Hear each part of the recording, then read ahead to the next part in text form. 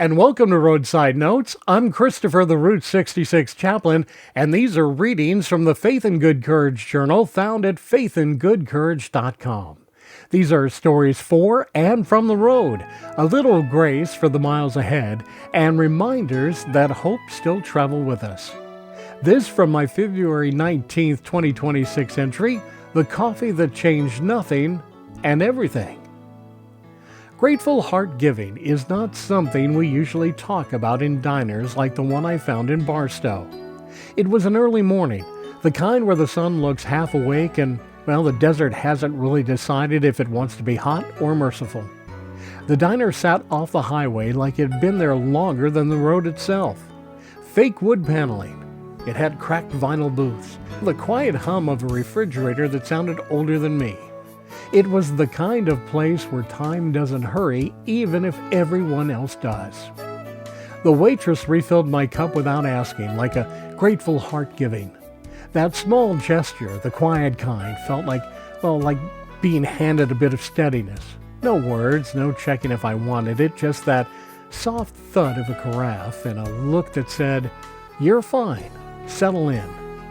Funny how something so small can feel like permission to breathe. A few minutes later, the door chimed and an older man walked in. Gray hair, steady steps, boots that carried the dust of a long week. He sat at the counter like he had been doing it for years.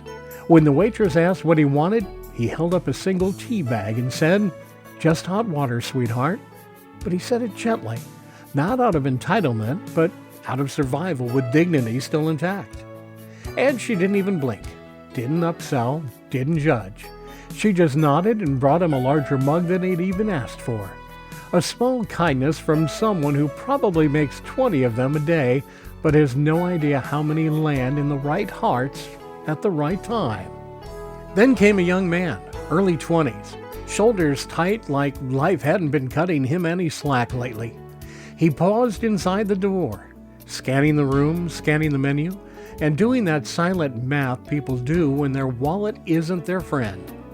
He turned like he was going to leave, pride and hunger. That is a brutal equation. The older man noticed immediately and tapped the counter beside him, just once. No big gesture. "Sit," he said. "The coffee's good." There are invitations that feel safe and invitations that feel like a rescue. This was both. The kid sat. Before the kid even opened the menu, the man waved to the waitress and said whatever he wants, he told her, "Put it on my check." The kid froze. No, I can't. I don't want to." The man shook his head. "Someone bought me breakfast 30 years ago when I couldn't pay. I'm just keeping that moving." The waitress smiled, that soft, knowing smile of someone who's watched humanity kick the can forward more times than gets credit for. She wrote it down like it was the easiest part of her morning. It wasn't the size of the gesture that struck me. It wasn't the cost of the pancakes or the price of the coffee. It was the way kindness seemed to work like a current, something passed down, passed along, passed forward, long after the original giver was gone from the story. The kid ordered pancakes with that mixture of relief and embarrassment that only shows up when kindness lands on someone who wasn't expecting grace. The older man sipped his tea and looked content in a way money can't and won't explain. And the diner, sleepy quiet, like the air got lighter, like everyone in the room sat up a little straighter, reminded them that decency is still out there, still living, still stretching its legs before breakfast. I left a bigger tip than I had planned, not because I wanted to feel generous, but because generosity suddenly felt like the only reasonable way to behave. It didn't feel like charity. It felt like alignment, like someone had reminded me of a truth I already knew but had somehow let get dusty. Now, driving away, I realized this. People think the world changes through big speeches, big movements, big plans.